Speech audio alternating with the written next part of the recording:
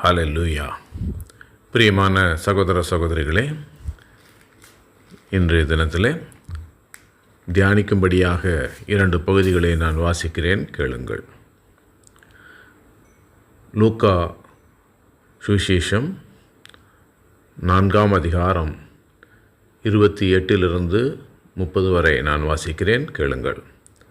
ஜெப ஆலயத்திலிருந்த எல்லோரும் இவைகளை கேட்டபொழுது கோபம் உண்டு எழுந்திருந்து அவரை ஊருக்கு புறம்பே தள்ளி தங்கள் ஊர் கட்டப்பட்டிருந்த செங்குத்தான மலையின் சிகரத்திலிருந்து அவரை தலைகீழாய் தள்ளிவிடும்படிக்கு அவ்விடத்திற்கு கொண்டு போனார்கள். அவரோ அவர்கள் நடுவில் நின்று கடந்து போய்விட்டார். ஹல்லேலூயா என்று சொல்லப்பட்டிருக்கிறது. அடுத்ததாக இன்னொரு பகுதியை நான் வாசிக்கிறேன். யோவான் சுவிசேஷத்திலிருந்து எழுதின சுவிசேஷத்திலிருந்து நான் வாசிக்கிறேன், கேளுங்கள். யோவான் 12ஆம் அதிகாரம் 33, 35, 36 2 வசனங்களை வாசிக்கிறேன், கேளுங்கள். அதற்கு இயேசு, இன்னும் கொஞ்ச காலம் ஒளி உங்களிடத்தில் இருக்கும், இருளில் நீங்கள் அகப்படாதபடிக்கு ஒளி உங்களோடு இருக்கையில் நடவுங்கள். இருளில் நடக்கிறவன் தான் போகிற இடம் இன்னதென்று அறியான்.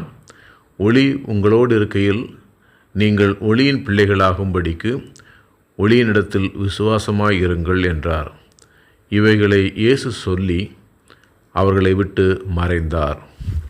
ஹல்லேலூயா. வாசிக்கப்பட்ட 2 பகுதியிலும் நாம் பார்க்கிறோம். முதலாவது பகுதியிலே அவர்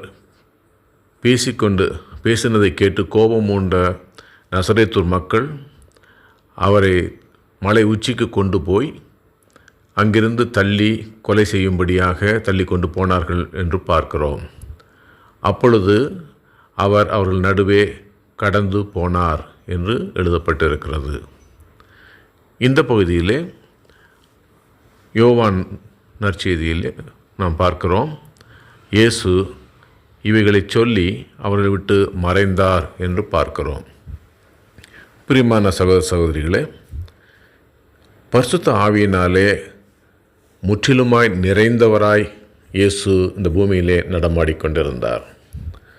அதனால் அவர் சில காரியங்களை குறித்து பேசும்போது இந்த ஜனங்கள் அவரை ஏற்றுக்கொள்ளாமல் அவரை கொலை செய்யும்படியாகவோ அவரை கொன்று போடும்படியாகவோ அவர்கள் முயற்சிகள் எடுக்கும் பொழுது அவரோடு இருக்கிற பரிசுத்த ஆவியானவர் அவரை அந்த இடத்திலிருந்து முற்றிலுமாக மாற்றி கொண்டு போனார், வேறு இடத்திற்கு கொண்டு போனார் என்று பார்க்கிறோம்.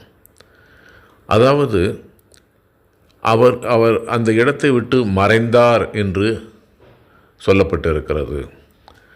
அதனுடைய அர்த்தம் என்ன என்று சொன்னால், அவர் இன்னொரு ஆவிக்குரிய தளத்துக்குள்ளே பிரவேசிக்கிறார். பரிசுத்த ஆவியானவர் அவரை இன்னொரு ஆவிக்குரிய தளத்துக்குள்ளே கொண்டு போகிறார். அந்த ஆவிக்குரிய தளத்துக்குள்ளே இயேசு பிரவேசிக்கிறபடியினாலே அவர் இருக்கிறதை அவரை சுற்றி இருக்கிறவர்கள் காணவில்லை. அவர்கள் அவரை தள்ளி கொண்டு போகிறார்கள், அவரை கொல்லும்படியாக மலை உச்சிக்கு கொண்டு போகிறார்கள், ஆனால் அவரை காணவில்லை. அதாவது இயேசு இன்னொரு ஆவிக்குரிய தளத்திற்குள்ளே பிரவேசிக்கிறபடியினாலே இவர்களால் அவரை காண முடியவில்லை. அதே போல் யோவான் சுவிசேஷத்திலையும் இயேசு இவைகளை சொல்லி அவர்களை விட்டு மறைந்தார் என்று எழுதப்பட்டிருக்கிறதை பார்க்கிறோம். அதாவது இன்னொரு ஆவிக்குரிய தளத்திற்குள்ளே பரிசுத்த ஆவியானவர் இயேசுவை கொண்டு போகிறதுனால இயேசுவை அவர்கள் அதுக்கு பிறகு காண முடியவில்லை என்று அர்த்தம். அதாவது இந்த காரியம், அதாவது அவர்களை விட்டு கடந்து போனார் என்று சொல்லியிருக்கிற அதே வேளையிலே தொடர்ந்து அடுத்தவதாக அவர் கப்பர்நகூமுக்கு வந்து பிரசங்கிக்க தொடங்கினார் என்று எழுதப்பட்டிருக்கிறது. நசரேத்தூரிலே அவரை கொல்ல பார்த்தார்கள். அவர் அங்கிருந்து மறைந்து கடந்து போனார். அடுத்தவதாக கப்பர்நகூமில் அவர் பிரசங்கிக்கிறதை அவர்கள் கண்டிருக்கிறார்கள். எனவே பிரியமானவர்களே, பரிசுத்த ஆவியானவர் நம்மை பல்வேறு ஆவிக்குரிய தளங்களுக்கு கொண்டு போக முடியும். ஒவ்வொரு இடத்திலிருந்து இன்னொரு இடத்திற்கு கொண்டு போக முடியும்.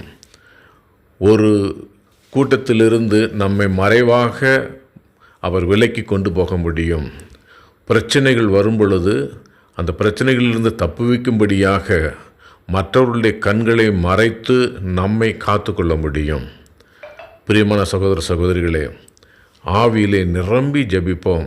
பரிசுத்த ஆவியானவர் நம்மை முற்றிலுமாய் ஆட்கொள்ளும்படியாக விட்டு கொடுப்போம்.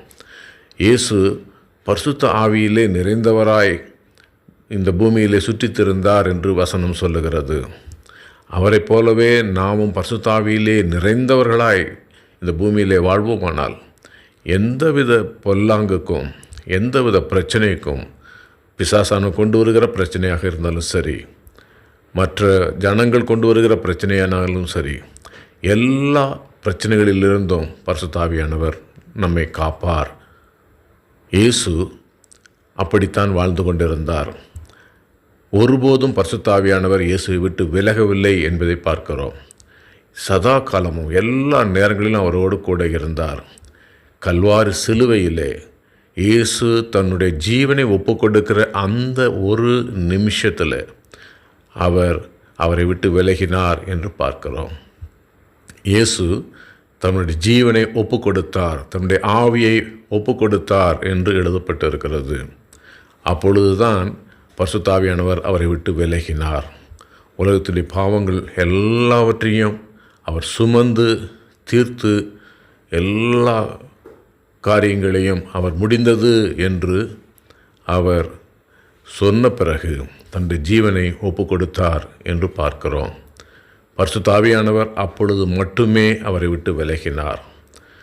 அவ்வளவு வல்லமையுள்ள பரிசுத்த ஆவியானவர் இயேசுவை சிலுவையிலிருந்து மறைந்து போக பண்ணவில்லை. கல்வாரி பாதையிலிருந்து மறைந்து போக பண்ணவில்லை.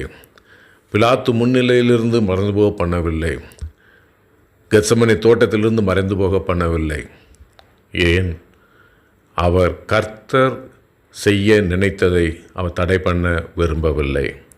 பிதாவாகிய தேவன் இயேசுவை நமக்காக, நம்முடைய பாவங்களுக்காக, நம்முடைய மீறுதல்களுக்காக, நம்முடைய அக்கிரமங்களுக்காக, நமக்காக அவர் சிலுவையிலே ஒப்புக்கொடுக்க சித்தம் வைத்ததினாலே அந்த சித்தத்தை நிறைவேற்றுகிற பொறுப்பை பரிசுத்த ஆவியானவர் ஏற்றுக்கொண்டார்.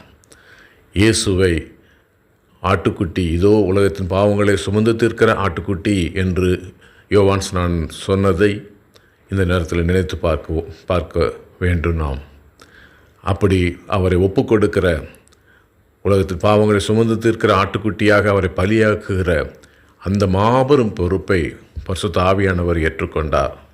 அதனால்தான் அவர் இயேசுவை காக்க வேண்டிய எல்லா நேரங்களிலும் அவரை பாதுகாத்து வழிநடத்தின அதே பரிசுத்த ஆவியானவர் கல்வாரி பாதையிலே அவரோடு கூட இருந்து அவர் நமக்காக எல்லா பாடுகளையும் ஏற்றுக்கொள்ளும்படியாக அவரை பலப்படுத்தி கடைசியாக நமக்காக தன்னுடைய உயிரையும் கொடுக்கும்படியாக வழிநடத்தினார்.